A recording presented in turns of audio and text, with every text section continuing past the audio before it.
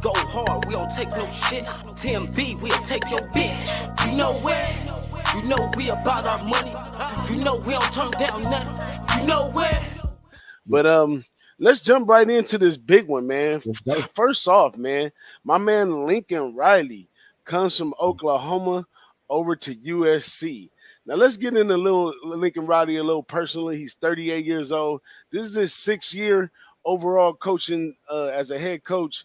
He's 55-10 as a head coach to this point. As a player, he was a QB for Texas Tech back in 2002. As a coach, he started 2003 through 21 as a student, grad assistant, player coach, wide receiver, quarterback coach, offensive coordinator, and assistant head coach, all while at Texas Tech, East Carolina, Oklahoma, and now he's at SC. So his biggest accolades is 4 Big 12 championship. He's 1-3 in bowl games, and 0-3 in college playoffs. So, you know, he got some work to do. He's coming over here trying to get over the hump, and we're going to take a look at that. But check this out, Marley. He coming over to the tune of $110 million. USC bought both his homes, his house in Oklahoma, for over $500,000, the asking price on each property, to give him a bonus of $1 million. And then USC bought him a $6 million house out here and 24/7 access to a private jet so they can go back and see their kids and stuff in Oklahoma. Did you live to see this day that it came out like this? Woo! I'm slobbering. It was. I heard all that money coming out. Man, say I didn't know man had access to a private jet anytime I want to leave. Say USC, sign me up. I would have left Oklahoma ass too. For real, man. I mean, I would say he definitely got the sweetest deal in college football right now, man. The house is nice too, man. It's in a nice area. It's nice, $6 million house, and that was all a part of the agreement. They wanted to stay in contact with their people back in Oklahoma and all that good stuff. So they allowed it, man, and that's what they did. But this is USC, big private school. You know, they got the bread to do this kind of stuff. So that's what they got to do. That's what they got to do. So let's take a look at what hand Lincoln Riley's dealt with USC coming into this, right? Mm-hmm. Last year USC was 4-8. They averaged 28 points per game, 31 points allowed per game on defense. So they were upside down, allowing teams to score more than they were actually scoring on the offensive side, which is big problems, man. That's big problems. They're returning 8 on offense and 3 on defense, which we'll dig into that and see how that go. At quarterback, they got Oklahoma transfer, so we got a player following the coach, Caleb Williams. This guy is pretty good, man. You know, you watch his highlight tape and all that good stuff. He's the real deal.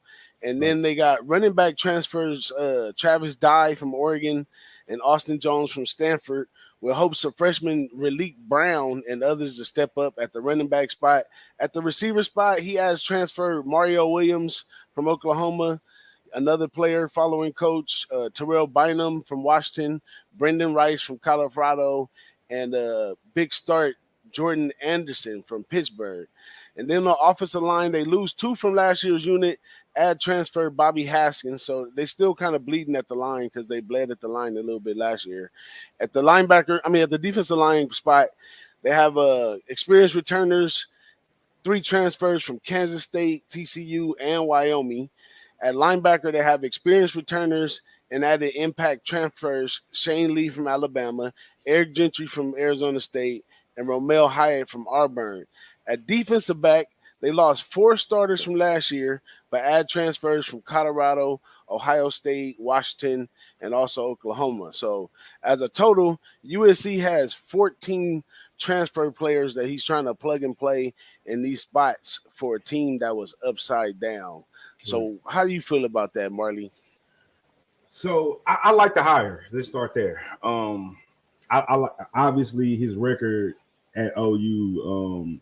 I think it speaks for itself. He went to 4 consecutive straight Big 12 titles. He's coached 2 Heisman Trophy winners. So I think Caleb Williams is going to be fine at the quarterback position. Obviously, he's transferring over with the coach. So he's going to know the offense. I think all the transfers and all the turnover at the start of the season, it might start a little slow. That'll be something to watch as far as from a betting perspective.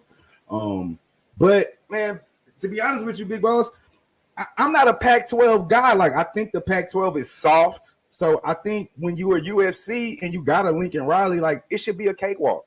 With the talent that he's going to bring in, I think it'll take a couple weeks, like I said, because they're going to have to adjust.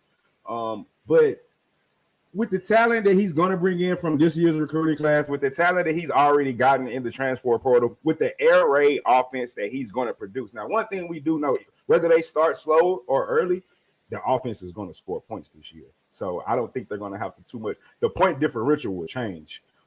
Defensively, though, that's what worries me. He's not known for his defense, nor was Oklahoma known for defense. So I'm not sure who he's bringing. I think he's bringing the same coordinator with him. I'm not. Alex Greenwich. I wrote it down. Alex Greenwich is going to be the defensive coordinator. That's going to be the only thing that's going to be holding this team back, in my opinion. I expect them to finish the top of the Pac-12 just with talent alone. That was kind of USC's biggest problem. They didn't have a coach that could keep the California kids in California. You look at Ohio State quarterback, California kid. Bryce Harper, Alabama, California kid. All the California kids that used to stay at USC is fucking leaving to go to ain't shit in Alabama. Like you said, Lincoln Riley going to the weather, to the beach, to Hollywood. Like everything is in USC in California, and you got these kids that's leaving to go to fucking Ohio State in Cleveland. There's nothing going on out there. At Alabama, there's nothing going on out there. So now that you got the rock star coach, that's a good coach, the recruiting is automatically going to pick up, in my opinion.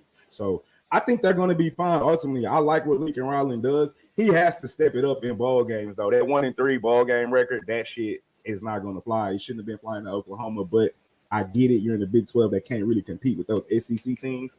But now we got no excuses, big dog. So you have to earn that big ass paycheck. And salute, man. I don't hate nobody getting that money, man. Salute to that big ass. Yeah, that man got. That's a lot of money to earn right there, man. But me being a Notre Dame fan, and you know, I got a little. I know you hate them. I got a little shade to throw on them though, but you know, always logically speaking, you know what I'm saying? Absolutely, they can win the Pac-12. Right. I'm gonna give them that. But if it's impressive enough to get them into a college playoff game, we'll have to see where everybody else lands, because we got a couple teams, you know, that's kind of locked in right now, because Alabama, they looking locked in. So and you know, still only got the 4 spots. So until this thing opens up some more to allow other schools to get a chance, then SC might not make it that far. But I think he smashed the Pac-12, because it's not really much left there in the Pac-12. You know what I'm saying? Maybe Utah. Maybe Utah. Yeah. I don't know. There's not much. Arizona State is on their last legs. They got to do something or get on. So it's damage over there. And now that they talking about SC and UCLA leaving the conference, then that's making it even a worse picture. Like this whole Pac-12. Before we move on, how you think they gonna do in that Big Ten? USC. How you think Lincoln Riley and USC gonna do in the Big Ten? I don't know. Like, you know, it's not the first time that, you know, merged different teams to different conferences, but you know, every conference has its culture. You know what I'm saying? Either they run, they pass, you know, and have their strengths and minuses, and they recruit according to that. So hopping out like that, you know, I'm sure there's going to be parts where the West Coast air raid, you know, quarterbacks and receivers are going to excel versus some teams, but maybe they can't really contain the run on the other side. So it's going to be difficult to see. And that's not to mention the travel miles that these players going to get in. You know, they have to go out and see Rutgers, you know, Nebraska, you know. So, yeah, it's not going to be nothing nice right there. But they'll probably soften that up and keep the Notre Dame rival, keep a couple of little rivals on the map so they don't have to do as much travel. But, you know, as far as this year, though, it could be a building process this year, because we've never seen the plug and play transfer player thing really work yet. So, he could get some people to come over there, But I mean, with all the talent right here in the state, it's really no reason to be having to bring that over there. But there's a big clash to me, even though, the news come out and say, oh, it's great. They opened up the practice forum for everybody to come out and made a big deal out of the spring game. So, but Lincoln Riley's a strict guy, and these West Coast players, they wild out. They into all kinds of stuff. He got to keep them out of that dispensary and all that kind of stuff. So that's the first thing he did when he came over there was try to lay the line that he not playing. So it's going to take some players that get mad and get on and whatever. So I think it's a building process. This is year one. We may see him slip up once or twice. Like you said, the defense is going to be the same. Like, I believe coaches carry their bad traits with them. Unless he got a quick result to, fix for that defense right away when he gets there, or that's what he's going to, then it's going to be the same thing over here, man. That's not what he does. So nothing leads me to believe that he's going to go over there and hire a stud DC and they going to start holding people to 14, 20 points a game. That's not what he does. So, yep. I don't even think he cares. Yeah. That's it in a nutshell, man. Let me give a quick shout out to everybody in the chat. My man Nasty Nate over there. He says his nephew's out there. Lil James 2.0. G Martinez. TMB, we'll take your bitch. You know where? You know we about our money. You know we don't turn that money.